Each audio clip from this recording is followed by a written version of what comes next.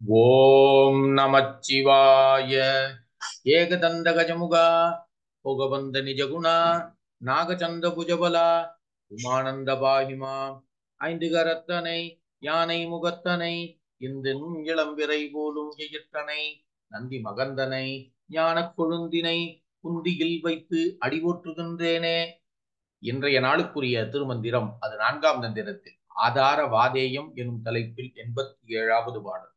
இந்த பாடலில் திருமூலர் அன்னை பராசக்தி 9 சக்திகளும் சேர்ந்தவள் என்ற உண்மையை கூறுகிறார். இதோ அந்த பாடல். ஆமயன் மாலரன் ஈசன் மாலாம் கதி ஓமயமாகிய 9ம் ஒன்றிட தேமயமாளும் தேனாது என என்றிடும் மாமயமானது வந்து எய்தலாமே. ஆமயன் மாலரன் ஈசன் மாலாம் கதி. ஐந்தொழில் புரியக்கூடிய ஐவரும் யார் யார்? பிரம்மன், திருமால், ருத்ரன், மகேசன் மற்றும் சதாசிவன்.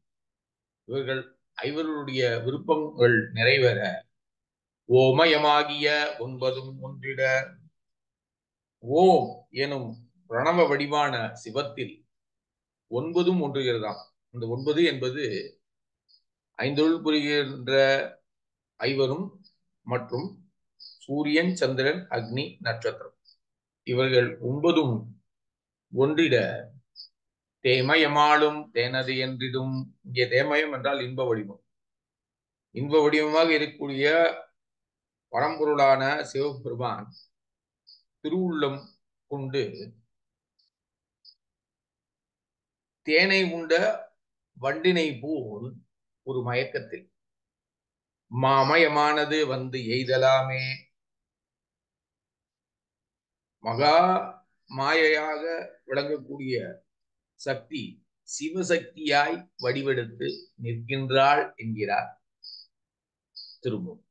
இதைத்தான் அவர் ஆமயன் மாலரன் ஈசன் மாலாம் கதி ஓமயமாகிய 9ம் ஒன்றிட தேமயமாளும் தேனாது என என்றிடும் மாமயமானது வந்து எய்தலாமே.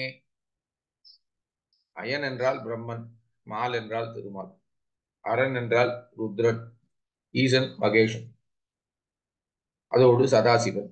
இவர்கள் ஐவரும் அவர்களுடைய விருப்பத்தை நிறைவேற ஓம் எனும் பிரணவ வடிவான சிவத்தில் பிரம்மன், திருமால், ருத்ரன், மகேசன், சதாசிவன், இதோடு சூரியன், சந்திரன், அக்னி, நட்சத்திரம் ஆகிய 9ம் ஒடுங்க சிவப்பரம்பொருள் திருவரும் கொள்ள தேனுண்ட வண்டினை போல மாமாயை சிவசக்தி வடிவாய் நம்முள் தோன்றும் என்கிறார் திருமூலர்.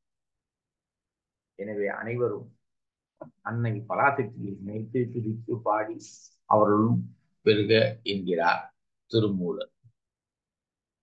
ஓம் நமச்சிவாய.